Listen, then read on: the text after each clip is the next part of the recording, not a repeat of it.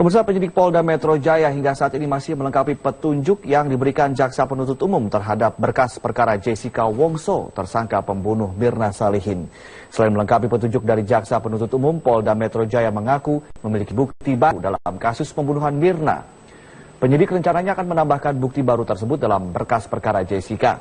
Rencananya berkas perkara Jessica akan kembali dilimpahkan ke Kejaksaan Tinggi DKI Jakarta hari ini atau besok.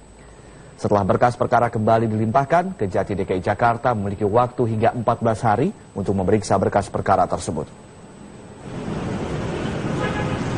Saya kira banyak temuan, ya, informasi-informasi, petunjuk-petunjuk yang kita bisa masukkan dalam penguatan berkas perkara tersebut kita dapat. Tetapi sudah sepakat kan kita tidak boleh menyebutkan materi penyidikan. Ya, mudah-mudahan saja semua petunjuk yang diberikan oleh JPU, teman-teman Jaksa Penuntut Umum kepada penyidik untuk melengkapi berkas perkara tersebut tuntas. Tapi kalau misalnya kembali lagi, itu suatu hal yang lumrah.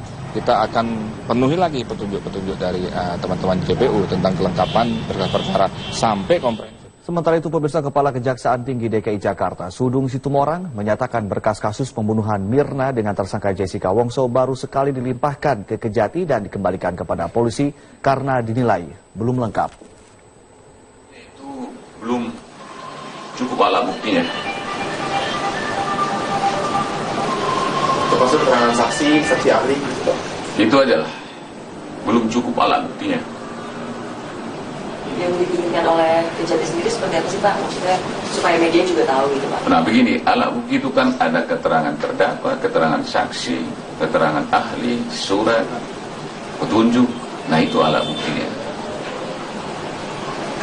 Jika nanti kalau misalnya dibalikan ke kejaksaan terus dinyatakan kurang lengkap lagi, dibalikan lagi ke Polda. Kita lihat nanti. Butuh waktu berapa lama Pak untuk Ya kita dalam 14 hari. Ya kita teliti lagi. Presiden Joko Widodo bersama Kabinet Kerja menggelar rapat terbatas di Istana Presiden. Ratas kali ini membahas beberapa hal, di antaranya rencana revisi Undang-Undang Pilkada. Dalam rapat terbatas di kantor Presiden, Presiden mengkritisi dan mengevaluasi penyelenggaraan Pilkada serentak tahun 2015. Presiden meminta harus ada regulasi yang tepat dalam pembenahan penyelenggaraan Pilkada serentak. Permintaan Presiden tersebut merupakan sinyal Presiden menyetujui revisi Undang-Undang Pilkada. Meski demikian, Presiden juga meminta kepada kementerian terkait bersama DPR agar merevisi Undang-Undang Pilkada secara seimbang agar tidak terjebak dalam perangkap politik. Diharapkan regulasi yang akan disepakati benar-benar menjadi payung hukum yang sifatnya berjangka panjang.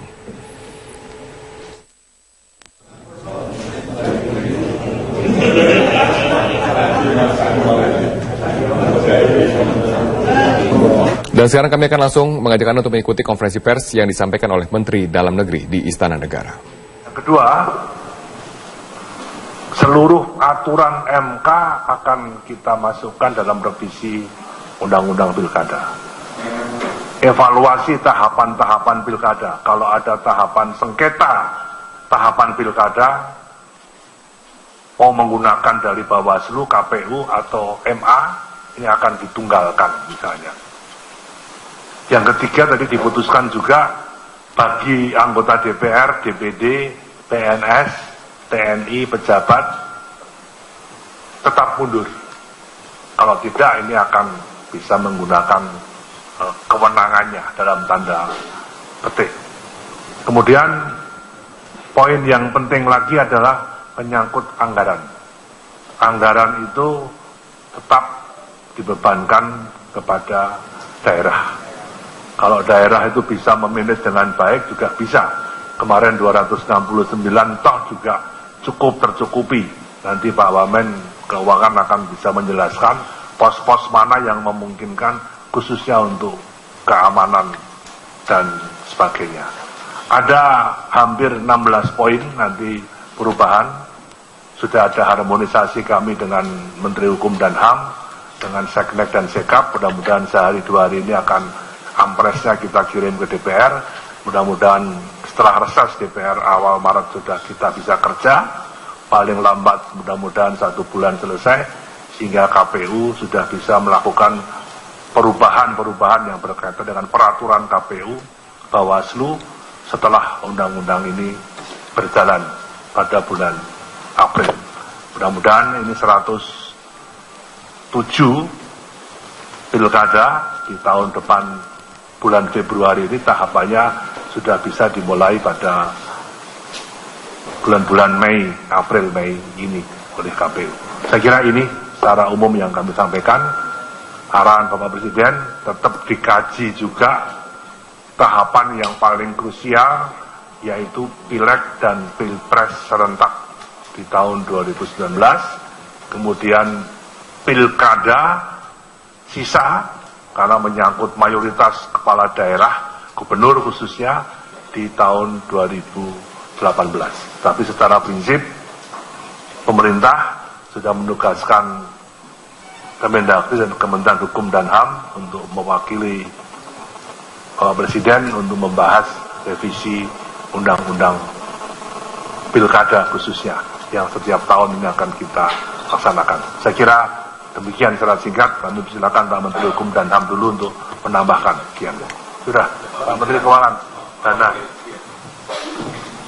Baik, menambahkan saja bahwa jadi untuk anggaran pilkada pada prinsipnya seperti tahun sebelumnya, untuk yang pilkada serentak ini menggunakan dana APBD untuk masing-masing pemdanya.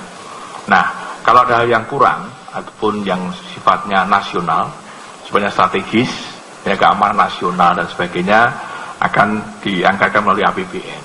Jadi on top dari APBD yang itu bisa menggunakan APBN. Nah, khusus untuk yang KPUD maupun Bawaslu di daerah, kita sudah ada mekanisme yaitu melalui hibah dari APBD ke pusat supaya governance-nya maupun administrasi lebih baik lagi.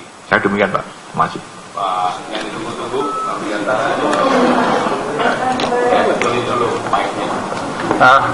ditunggu-tunggu karena teman-teman mau pulang pakai apa gitu.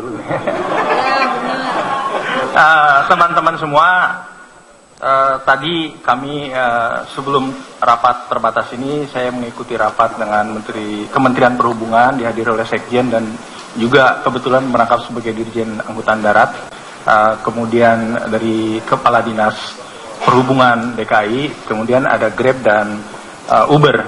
Intinya ada aturan, ada undang-undang ya memang, tetapi sudah pasti faktanya juga ada aspirasi dari masyarakat yang menginginkan layanan transportasi umum yang lebih nyaman dan lebih terjangkau dari sisi biaya. Dan aplikasi online itu sesuatu keniscayaan. Ya, itu biar bagaimanapun akan datang, tidak bisa di stop. Justru kita harus manfaatkan untuk proses yang lebih efisien. Jadi bottom line-nya tadi kita bersepakat ya, kami bersepakat bagaimana menyelesaikan ini dalam tatanan yang ada. Online-nya juga tetap harus bisa jalan nantinya. Nah ini karena rupanya masalahnya sangat teknis, sangat dalam, karena ada izin yang sedang diproses di Kementerian Koperasi yang saya sendiri akan turun ke Kementerian Koperasi untuk percepatan proses hingga semuanya bisa rapi. Karena ini kan kepentingan ada supir taksi konvensional, ada juga masyarakat yang memang setelah mungkin pulang jam kantor memanfaatkan mobil Avanza-nya untuk lebih diberdayakan. Itu kan sebenarnya tidak berbeda yang katakanlah pegawai yang tinggal di Bogor, kemudian di ujung pintu tol suka teleponan, kumpul patungan. Nah itu kan sama saja, hanya ini dalam bentuk online. Jadi semua kita tampung, insya Allah dalam beberapa saat ke depan ini akan selesai. Dan ini apakah dari pengemudi taksi konvensional juga tidak merasa tidak ada level playing field, nantinya pasti akan ada level playing field. Hanya ini perlu waktu beberapa saat lagi untuk menyelesaikan antara yang saya sendiri harus ke Kementerian Koperasi dengan Dinas Perhubungan DKI, dengan Perhubungan dan lain sebagainya. Dan dari Perhubungan juga tadi Pak Sekjen menyampaikan akan ada beberapa penyesuaian aturan-aturan di level atau di tingkat peraturan menteri agar bisa lebih lebih menyesuaikan dengan kondisi yang terjadi. Karena apa? Kembali yang namanya aplikasi online, pengembangan aplikasi ini sesuatu keniscayaan tidak bisa tidak dicegah, hanya bagaimana kita manage-nya secara optimal. Barangkali itu saja, dan tadi juga sudah dilaporkan ke Presiden bahwa dalam waktu beberapa saat ini akan selesai. Jadi tidak hiruk pikuk lagi lah. Dan yang bisa menikmati layanan dengan baik, dengan lebih baik, lebih nyaman, dan lebih affordable, lebih terjangkau juga masih tetap bisa menikmati layanannya. Kira-kira demikian teman-teman semua. Kalau ada pertanyaan satu atau dua boleh. Yang ini. Karena sudah tahu. Itu adalah konferensi pers yang disampaikan oleh Menkominfo tentang wacana pemblokiran dari transportasi berbasis online yang menyatakan akan mengambil keputusan dalam beberapa hari dengan stakeholder terkait seperti Kementerian Perhubungan dan juga Kementerian Koperasi agar dapat menyesuaikan antara kepentingan dari pengusaha taksi, supir taksi dan juga pengusaha dari aplikasi online. Sementara itu, menurut dari revisi Undang-Undang Pilkada yang disampaikan Menteri Dalam Negeri ada 16 poin yang akan segera dimasukkan, termasuk putusan Mahkamah Konstitusi tentang aparatur sipil yang harus mundur pada saat menjadi calon dari kepala daerah. Sementara itu, DPR berencana memperberat syarat dukungan untuk calon independen dalam mengikuti konsultasi pemilihan kepala daerah. Revisi undang-undang yang memberatkan calon independen bisa jadi akan mengganjal langkah Basuki Cahayapurnama alias Ahok untuk maju melalui jalur perseorangan. Komisi 2 DPR mengebut pembahasan revisi Undang-Undang Nomor 8 Tahun 2015 tentang pemilihan kepala daerah. Salah satu agendanya adalah memperberat syarat pengajuan calon independen atau perseorangan dalam pemilihan kepala daerah. Sejatinya dalam Undang-Undang Nomor 8 Tahun 2015, calon yang akan maju melalui jalur independen paling sedikit harus mengumpulkan dukungan 6,5 sampai 10% dari daftar pemilih tetap. Namun sebagian Komisi 2 DPR berencana akan meningkatkan syarat minimal dukungan menjadi 10 hingga 15% dari DPT atau bahkan 15 hingga 20% DPT. Sebagian pengusul beranggapan bahwa syarat yang diatur saat ini terlalu ringan jika dibandingkan dengan syarat dukungan untuk calon dari partai politik, yaitu sebesar 20% dari jumlah suara. Bahkan beberapa anggota Dewan mendesak agar revisi ini dapat segera disetujui sebelum masa reses DPR 21 Maret mendatang. Ya kan partai politik malah 25% sampai 30% kan di DPRD dan di jumlah suara. Bahkan lebih sulit mendapat dukungan partai politik daripada independen sebetulnya dari jumlah dukungan suaranya. Jadi saya kira kita akan menyesuaikan supaya bijaksana dan adil berapa persentase yang pas untuk independen dan berapa yang pas untuk parpol. Jika revisi ini dilakukan, maka Basuki Cahayapurnama atau Ahok yang akan maju melalui jalur independen dalam Pilkada Jakarta secara langsung akan dirugikan. Terkait hal ini, Menteri Dalam Negeri Cahyokumolo memastikan bahwa pemerintah dalam posisi untuk menjamin hak politik setiap kandidat yang ingin maju melalui jalur independen. Saya kira jangan ada kesan membatasi ya. Ini kan hak politik warga negara, hak politik masyarakat yang mencalonkan diri dan ingin mencalonkan seseorang. Saya pikir intinya kami ingin menjaring calon kepala daerah yang terbaik, yang mampu memimpin daerahnya. Kalau partai, silakan tanya ke partai. Awalnya dalam Undang-Undang Nomor 8 Tahun 2015 tentang pemilihan gubernur, bupati, dan wali kota, calon independen harus mengumpulkan 6,5 hingga 10% jumlah penduduk. Aturan ini kemudian digugat ke Mahkamah Konstitusi yang memutuskan untuk meringankan syarat bagi calon independen menjadi hanya cukup mengumpulkan 6,5 sampai 10% dari jumlah daftar pemilih tetap. Tim Liputan Metro TV. Gubernur DKI Jakarta Basuki Cahayapurnama menanggapi santai usulan Komisi 2 DPR yang akan menaikkan batas dukungan calon perseorangan pada pilkada selanjutnya. Ia optimistis relawan pendukungnya mampu mengumpulkan KTP dukungan sebanyak yang dibutuhkan sesuai dengan persyaratan. Nanti teman Ahok harus kerja lebih keras lagi kan? Pak, sampai sekarang kan teman Ahok belum 1 juta. Berarti ada kemungkinan itu upaya parpol bangku yang ada di DPR itu tinggal bakal masih Pak? Enggak. Mereka dapat kok 1 juta kok lewat. Udahlah, aku mau santai aja. Jabatan itu betul-betul amanah. Lu gak usah rebut. Tuhan yang kasih, Tuhan yang ngambil. Yang penting lu kerja benar aja udah. Gak usah pusing nih. Presiden bahwa dalam waktu beberapa saat ini akan selesai. Jadi tidak hidup pikuk lagi lah. Dan yang bisa menikmati layanan dengan baik, dengan lebih baik, lebih nyaman dan lebih affordable, lebih terjangkau juga masih tetap bisa menikmati layanannya. Kira-kira demikian teman-teman semua. Kalau ada pertanyaan 1 atau 2 boleh. Yang ini. Karena sudah tahu.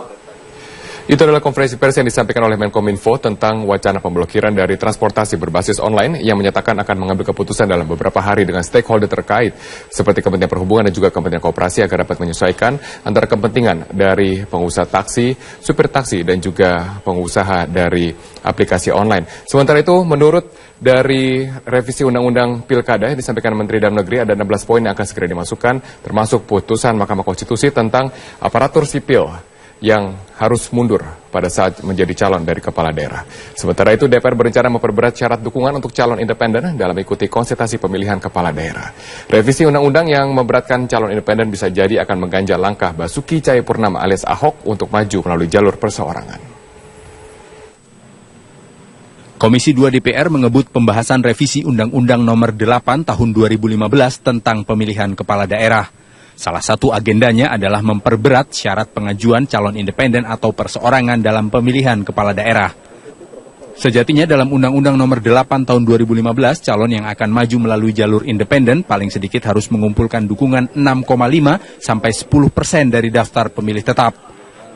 Namun sebagian Komisi 2 DPR berencana akan meningkatkan syarat minimal dukungan menjadi 10 hingga 15% dari DPT atau bahkan 15 hingga 20% DPT. Sebagian pengusul beranggapan bahwa syarat yang diatur saat ini terlalu ringan jika dibandingkan dengan syarat dukungan untuk calon dari partai politik, yaitu sebesar 20% dari jumlah suara. Bahkan beberapa anggota Dewan mendesak agar revisi ini dapat segera disetujui sebelum masa reses DPR 21 Maret mendatang. Ya kan partai politik malah 25% sampai 30% kan di DPRD dan di jumlah suara. Bahkan lebih sulit mendapat dukungan partai politik daripada independen sebetulnya dari jumlah dukungan suaranya. Jadi saya kira kita akan menyesuaikan supaya bijaksana dan adil berapa persentase yang pas untuk independen. Pemirsa, penyidik Polda Metro Jaya hingga saat ini masih melengkapi petunjuk yang diberikan Jaksa Penuntut Umum terhadap berkas perkara Jessica Wongso, tersangka pembunuh Mirna Salihin. Selain melengkapi petunjuk dari Jaksa Penuntut Umum, Polda Metro Jaya mengaku memiliki bukti baru dalam kasus pembunuhan Mirna. Penyidik rencananya akan menambahkan bukti baru tersebut dalam berkas perkara Jessica. Rencananya berkas perkara Jessica akan kembali dilimpahkan ke Kejaksaan Tinggi DKI Jakarta hari ini atau besok. Setelah berkas perkara kembali dilimpahkan, Kejati DKI Jakarta memiliki waktu hingga 14 hari untuk memeriksa berkas perkara tersebut. Saya kira banyak temuan, ya, informasi-informasi, petunjuk-petunjuk yang kita bisa masukkan dalam penguatan berkas perkara tersebut kita dapat. Tetapi sudah sepakat kan kita tidak boleh menyebutkan materi penyidikan. Ya, mudah-mudahan saja semua petunjuk yang diberikan oleh JPU, teman-teman Jaksa Penuntut Umum kepada penyidik untuk melengkapi berkas perkara tersebut tuntas. Tapi kalau misalnya kembali lagi, itu suatu hal yang lumrah. Kita akan penuhi lagi petunjuk-petunjuk dari teman-teman JPU tentang kelengkapan berkas perkara sampai komprehensif. Sementara itu, pemirsa, Kepala Kejaksaan Tinggi DKI Jakarta, Sudung Situmorang, menyatakan berkas kasus pembunuhan Mirna dengan tersangka Jessica Wongso baru sekali dilimpahkan ke Kejati dan dikembalikan kepada polisi karena dinilai belum lengkap. Itu belum cukup alat buktinya. Termasuk keterangan saksi ahli gitu. Itu aja lah. Belum cukup alat buktinya. Yang diinginkan oleh Kejati sendiri seperti apa sih Pak? Maksudnya supaya media juga tahu gitu Pak. Nah begini, alat bukti itu kan ada keterangan terdakwa, keterangan saksi, keterangan ahli, surat, petunjuk. Nah itu alat buktinya. Jika nanti kalau misalnya dibalikan ke kejaksaan terus dinyatakan kurang lengkap lagi, dibalikan lagi ke Polda. Kita lihat nanti. Untuk berapa lama Pak untuk Ya kita dalam 14 hari. Ya kita teliti lagi. Presiden Joko Widodo bersama Kabinet Kerja menggelar rapat terbatas di Istana Presiden. Ratas kali ini membahas beberapa hal, di antaranya rencana revisi Undang-Undang Pilkada. Dalam rapat terbatas di kantor Presiden, Presiden mengkritisi dan mengevaluasi penyelenggaraan Pilkada serentak tahun 2015. Presiden meminta harus ada regulasi yang tepat dalam pembenahan penyelenggaraan Pilkada serentak. Permintaan Presiden tersebut merupakan sinyal Presiden menyetujui revisi Undang-Undang Pilkada. Meski demikian, Presiden juga meminta kepada kementerian terkait bersama DPR agar merevisi Undang-Undang Pilkada secara seimbang agar tidak terjebak dalam perangkap politik. Diharapkan regulasi yang akan disepakati benar-benar menjadi payung hukum yang sifatnya berjangka panjang.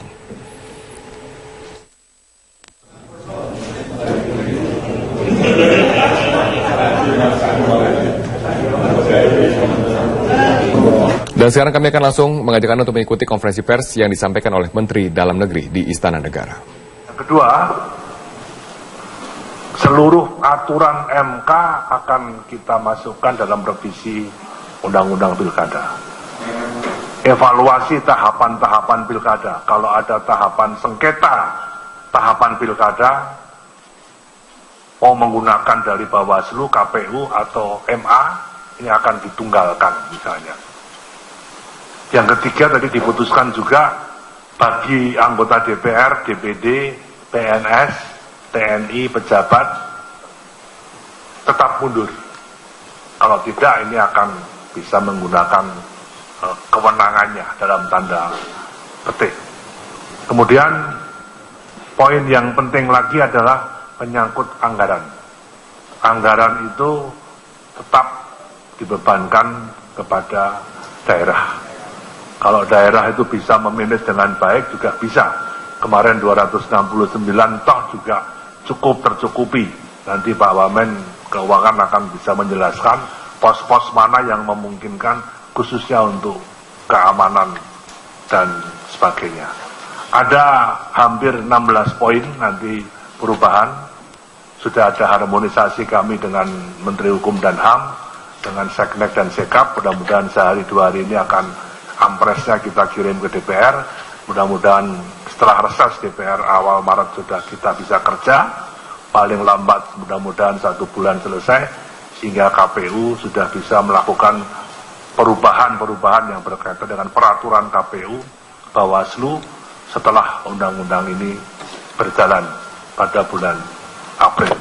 Mudah-mudahan ini 107 pilkada di tahun depan bulan Februari ini tahapannya sudah bisa dimulai pada bulan-bulan Mei, April, Mei ini oleh KPU. Saya kira ini secara umum yang kami sampaikan. Arahan Bapak Presiden tetap dikaji juga tahapan yang paling krusial, yaitu Pileg dan Pilpres serentak di tahun 2019, kemudian Pilkada sisa karena menyangkut mayoritas kepala daerah, gubernur khususnya di tahun 2018. Tapi secara prinsip pemerintah sudah menugaskan Kemendagri dan Kementerian Hukum dan HAM untuk mewakili Presiden untuk membahas revisi Undang-Undang Pilkada khususnya yang setiap tahun ini akan kita laksanakan. Saya kira demikian secara singkat. Kami persilakan Pak Menteri Hukum dan HAM dulu untuk menambahkan. Sudah, Pak Menteri Keuangan, Dana. Baik, menambahkan saja bahwa jadi untuk anggaran pilkada pada prinsipnya seperti tahun sebelumnya, untuk yang pilkada serentak ini menggunakan dana APBD untuk masing-masing pemdanya.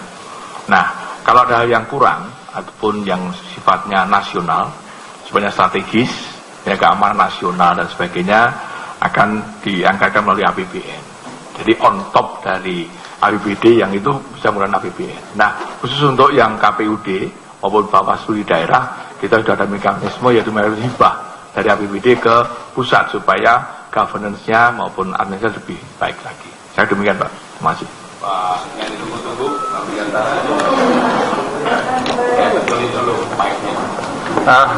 ditunggu-tunggu karena teman-teman mau pulang pakai apa gitu.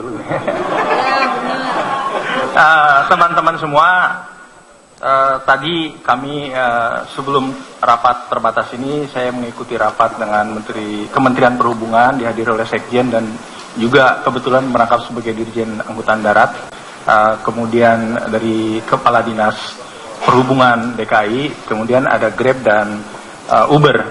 Intinya ada aturan, ada undang-undang ya memang, tetapi sudah pasti faktanya juga ada aspirasi dari masyarakat yang menginginkan layanan transportasi umum yang lebih nyaman dan lebih terjangkau dari sisi biaya. Dan aplikasi online itu sesuatu keniscayaan ya itu biar bagaimanapun akan datang, tidak bisa di stop. Justru kita harus manfaatkan untuk proses yang lebih efisien. Jadi bottom line-nya tadi kita bersepakat, ya, kami bersepakat bagaimana menyelesaikan ini dalam tatanan yang ada. Online-nya juga tetap harus bisa jalan nantinya.